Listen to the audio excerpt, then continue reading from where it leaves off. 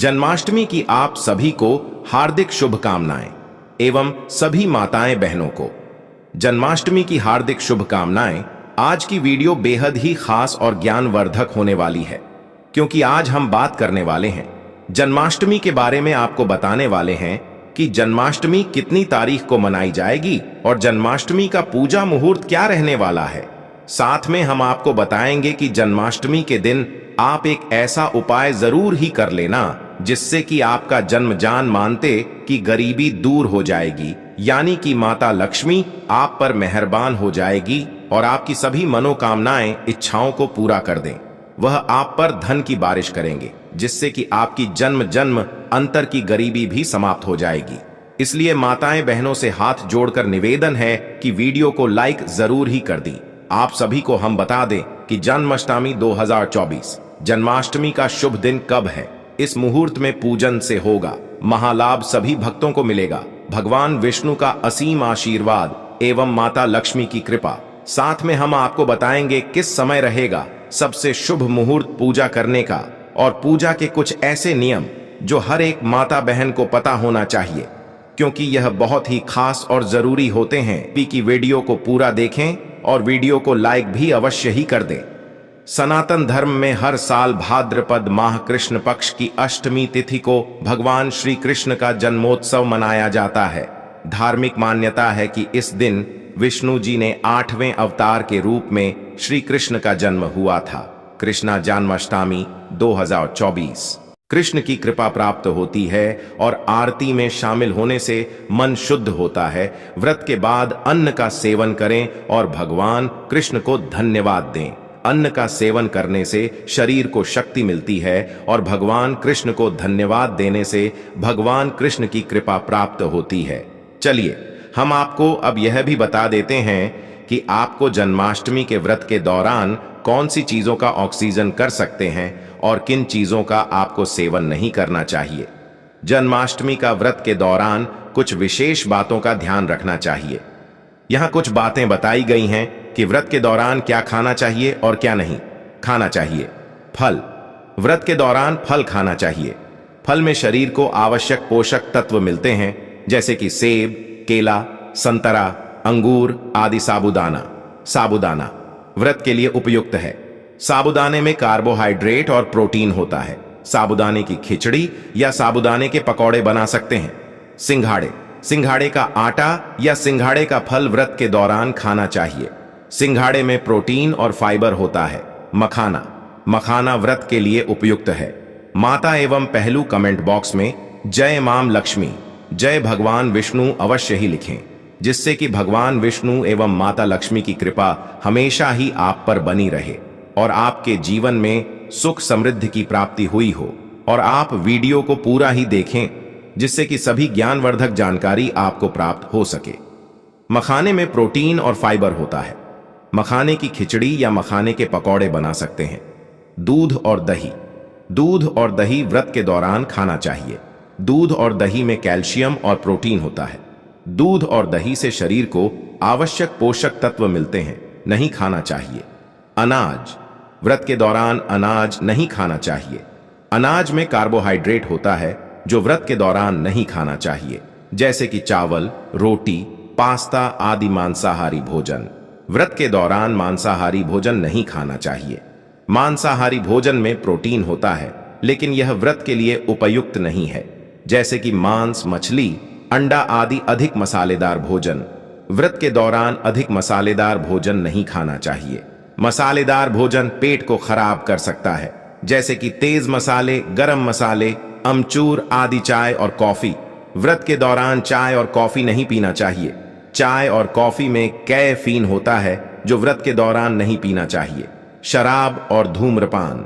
व्रत के दौरान शराब और धूम्रपान नहीं करना चाहिए। शराब और धूम्रपान स्वास्थ्य के लिए हानिकारक होते हैं। यह ध्यान रखें कि व्रत के दौरान अपने शरीर की जरूरतों को ध्यान में रखें और संतुलित आहार लें। जन्माष्टमी के व्रत में निम्नलिखित चीजों का सेवन नहीं करना चाहिए। अनाज। व्रत के दौरान अनाज जैसे कि चावल, रोटी, पास्ता, ब्रेड आदि का सेवन नहीं करना चाहिए, क्योंकि इसमें कार्बोहाइड्रेट होता है जो व्रत के दौरान नहीं लेना चाहिए। मांसाहारी भोजन। व्रत के दौरान मांसाहारी भोजन जैसे कि मांस, मछली, अंडा, मुर्गा आदि का सेवन नहीं करना चाहिए, क्योंकि यह तामसिक भोजन माना जाता है। अधिक मसालेदार भोजन, व्रत के दौरान अधिक मसालेदार भोजन जैसे कि तेज मसाले, गरम मसाले, अमचूर आदि का सेवन नहीं करना चाहिए, क्योंकि यह पेट को खराब कर सकता है। चाय और कॉफी, व्रत के दौरान चाय और कॉफी का सेवन नहीं करना चाहिए, क्योंकि इसमें कैफीन होता है जो व्रत के दौरान नहीं लेना चाहिए। शराब और धूम्रपान, व्रत के दौरान शराब और धूम्रपान का सेवन नहीं करना चाहिए, क्योंकि यह स्वास्थ्य के लिए हानिकारक होते हैं। प्याज और लहसुन, व्रत के दौरान प्याज और लहसुन का सेवन नहीं करना चाहिए, क्योंकि यह तामसिक भोजन माना जाता है। बैंगन और शाकाहारी भोजन, व्रत के दौरान बैंगन और शाकाहारी भोजन जैसे कि आलू, टमाटर आदि का सेवन नहीं करना चाहिए, क्योंकि इसमें कार्बोहाइड्रेट होता है जो व्रत के दौरान नहीं लेना चाहिए। दही और छाछ का सेवन, व्रत के दौरान दही और छाछ का सेवन नहीं करना चाहिए, क्योंकि इसमें लैक्टिक एसिड होता है जो व्रत के दौरान नहीं लेना चाहिए। नमक का सेवन, व्रत के दौरान नमक का सेवन नहीं करना चाहिए, क्योंकि इसमें मिनरल्स होते हैं जो व्रत के दौरान नहीं लेने चाहिए। तेल का सेवन, व्रत के दौरान तेल का सेवन नहीं करना चाहिए, क्योंकि इसमें फैट होता है जो व्रत के दौरान नहीं लेना चाहिए। यह ध्यान रखें कि व्रत के दौरान अपने शरीर की जरूरतों को ध्यान में रखें और संतुलित आहार लें। व्रत के दौरान पानी पीना और फलाहार करना उचित होता है। चलिए अब जान लेते हैं जन्माष्टमी के दिन धन प्राप्ति के वह कौन से आसान उपाय है जो हर एक माता बहन को जन्माष्टमी के दिन जरूर ही करना चाहिए, जिससे कि भगवान विष्णु की कृपा एवं माता लक्ष्मी की कृपा उन हर एक माता बहन पर होती है, जिससे कि उनकी हर एक गरीबी नाश हो जाती है और हर एक मनोकामना इच्छा पूरी हो जाती है। चलिए वह भी हम आपको बता देते हैं। जन्माष्टमी पर धन प्राप्ति के लिए निम्नलिखित उपाय किए जा सकते हैं। भगवान कृष्ण की पूजा में तुलसी पत्ता और अक्षत चढ़ाना। तुलसी पत्ता और अक्षत भगवान कृष्ण को बहुत प्रिय है। जन्माष्टमी के दिन भगवान कृष्ण की पूजा में तुलसी पत्ता और अक्षत चढ़ाने से धन प्राप्ति के मार्ग में आने वाली बाधाएं दूर होती हैं। माखन मिश्री का भोग लगाना। भगवान कृष्ण को माखन मिश्री बहुत प्रिय है। जन्माष्टमी के दिन भगवान कृष्ण को माखन मिश्री का भोग लगाने से धन प्राप्ति के मार्ग में आने वाली बाधाएं दूर होती हैं। भगवान कृष्ण के मंदिर में जाकर दर्शन करना और पूजा अर्चना करना। जन्माष्टमी के दिन भगवान कृष्ण के मंदिर में जाकर दर्शन करना और पूजा अर्चना करने से भगवान कृष्ण प्रसन्न होते हैं और धन प्राप्ति के मार्ग में आने वाली बाधाएं दूर होती हैं। गरीबों को दान देना और उनकी मदद करना। जन्माष्टमी के दिन गरीबों को दान देना और उनकी मदद करने से भगवान कृष्ण प्रसन्न होते हैं और धन प्राप्ति के मार्ग में आने वाली बाधाएं दूर होती हैं। भगवान कृष्ण के भजन कीर्तन करना और उनकी कथा सुनना। भगवान कृष्ण के भजन कीर्तन करना और उनकी कथा सुनने से भगवान कृष्ण प्रसन्न होते हैं और धन प्राप्ति के मार्ग में आने वाली बाधाएं दूर होती हैं। भगवान कृष्ण की मूर्ति का अभिषेक करना। जन्माष्टमी के दिन भगवान कृष्ण की मूर्ति का अभिषेक करने से भगवान कृष्ण प्रसन्न होते हैं और धन प्राप्ति के मार्ग में आने वाली बाधाएं दूर होती हैं। पूजा में दीपक जलाना। जन्माष्टमी के दिन पूजा में दीपक जलाने से भगवान कृष्ण प्रसन्न होते हैं और धन प्राप्ति के मार्ग में आने वाली बाधाएं दूर होती हैं। भगवान कृष्ण को प्रसन्न करने वाले मंत्रों का जाप करना।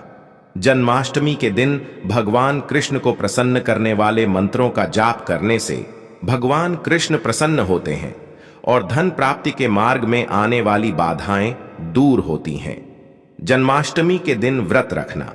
जन्माष्टमी के दिन व्रत रखने से भगवान कृष्ण प्रसन्न होते हैं और धन प्राप्ति के मार्ग में आने वाली बाधाएं दूर होती हैं।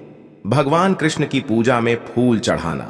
जन्माष्टमी के दिन भगवान कृष्ण की पूजा में फूल चढ़ाने से भगवान कृष्ण प्रसन्न होते हैं और धन प्राप्ति के मार्ग में आने वाली बाधाएं दूर होती हैं। जन्माष्टमी पर भगवान कृष्ण को प्रसन्न करने के लिए निम्नलिखित उपाय किए जा सकते हैं। व्रत रखना। जन्माष्टमी के दिन व्रत रखना शुभ माना जाता है। व्रत के दौरान भगवान कृष्ण की पूजा और भजन कीर्तन करना चाहिए। पूजा अर्चना।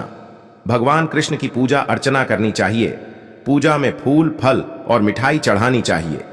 भजन कीर्तन, भगवान कृष्ण के भजन कीर्तन करने से उन्हें प्रसन्न किया जा सकता है। दान पुण्य, जन्माष्टमी के दिन दान पुण्य करना शुभ माना जाता है। गरीबों को दान देने से भगवान कृष्ण प्रसन्न होते हैं। भगवान कृष्ण की कथा सुनना, जन्माष्टमी के दिन भगवान कृष्ण की कथा सुननी चाहिए। कथा सुनने से भगवान कृष्ण की कृपा प्राप्त होती है। मंदिर में दर्शन, जन्माष्टमी के दिन भगवान कृष्ण के मंदिर में दर्शन करने से भगवान कृष्ण प्रसन्न होते हैं। भगवान कृष्ण को प्रसन्न करने वाले मंत्रों का जाप, जन्माष्टमी के दिन भगवान कृष्ण को प्रसन्न करने वाले मंत्रों का जाप करना चाहिए, जैसे कि ओम नमो भगवते वासुदेवाय मंत्र का जाप करना शुभ माना जाता है। भगवान कृष्ण की मूर्ति का अभिषेक, जन्माष्टमी के दिन भगवान कृष्ण की मूर्ति का अभिषेक करना चाहिए। अभिषेक करने से भगवान कृष्ण प्रसन्न होते हैं। भगवान कृष्ण को प्रसन्न करने वाले भोग लगाना, जन्माष्टमी के दिन भगवान कृष्ण को प्रसन्न करने वाले भोग लगाने चाहिए, जैसे कि माखन, मिश्री, फल और मिठाई भोग लगाना शुभ माना जाता है। इन उपायों को करने से भगवान कृष्ण प्रसन्न होते हैं और उनकी कृपा प्राप्त होती है। जन्माष्टमी का पर्व भगवान श्री कृष्ण के जन्म की खुशी में मनाया जाता है। यह पर्व हर साल भाद्रपद मास के कृष्ण पक्ष की अष्टमी तिथि को मनाया जाता है। पौराणिक कथा के अनुसार भगवान श्री कृष्ण का जन्म मथुरा में देवकी और वासुदेव के घर में हुआ था। उनके मामा कंस ने देवकी को मारने का वचन दिया था, लेकिन भगवान श्री कृष्ण के जन्म के समय वासुदेव ने उन्हें यमुना नदी पार करके गोकुल में नंद और यशोदा के घर में छोड़ दिया था।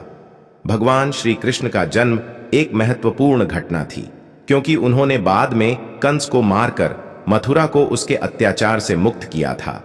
भगवान श्री कृष्ण ने अपने जीवन काल में कई महत्वपूर्ण कार्य किए, जैसे कि महाभारत के युद्ध में अर्जुन को गीता का उपदेश देना और धर्म की स्थापना करना। जन्माष्टमी के दिन लोग भगवान श्री कृष्ण की पूजा करते हैं, उनके जन्म की कहानी सुनते हैं और उनके जीवन काल की महत्वपूर्ण घटनाओं को याद करते हैं। लोग इस दिन व्रत भी रखते हैं और भगवान श्री कृष्ण को भोग लगाते हैं। यह पर्व प्रेम, करुणा और धर्म का प्रतीक है। भगवान श्री कृष्ण के जीवन काल की शिक्षाएं और उनके उपदेश हमें आज भी प्रेरित करते हैं और हमें धर्म के मार्ग पर चलने के लिए प्रेरित करते हैं। इसलिए जन्माष्टमी का पर्व भगवान श्री कृष्ण के जन्म की खुशी में मनाया जाता है और उनके जीवन काल की महत्वपूर्ण घटनाओं को याद करने के लिए मनाया जाता है। एवं बहनों, कमेंट करके जरूर बताएं कि आपको यह वीडियो कैसा लगा। अगर आपको वीडियो अच्छा लगा है तो हर एक माता बहन तक ऐसे जरूर शेयर करें, जिससे कि भारत की हर एक व्यक्ति को इतनी ज्ञानवर्धक जानकारी प्राप्त हो सके और वह अपने जीवन में लाभ की प्राप्ति कर सके, धन दौलत की प्राप्ति कर सके, उसके जीवन में कभी कोई कष्ट दुख दर्द ना आए और उसके जीवन में जो भी कष्ट दुख दर्द है वह सभी ही दूर हो जाए। इसलिए भारत की हर एक माता बहन से हम हाथ जोड़कर निवेदन करते हैं। महायुद्ध टीवी चैनल आपसे हाथ जोड़कर निवेदन करता है कि वीडियो को आप हर एक भारतीय नागरिक तक पहुंचाएं, जिससे कि इतनी ज्ञानवर्धक जानकारी हर एक भारतीय नागरिक तक पहुंच जाए और सभी का भला हो। और सभी माताएं बहनें कमेंट बॉक्स में भगवान विष्णु जय माता लक्ष्मी अवश्य ही लिखें, जिससे कि माता लक्ष्मी की कृपा आप पर हमेशा ही बनी रहे और आपके जीवन में सुख समृद्धि की प्राप्ति हो। जय माता लक्ष्मी, जय भगवान विष्णु। मिलते हैं माताएं एवं बहनों नई वीडियो के साथ। ऐसी ही ज्ञानवर्धक जानकारी लेकर आएंगे आप सभी के लिए, इसलिए आप वीडियो को लाइक अवश्य ही कर दें और कमेंट बॉक्स में जय मां लक्ष्मी अवश्य ही लिखें। धन्यवाद माताएं एवं बहनों।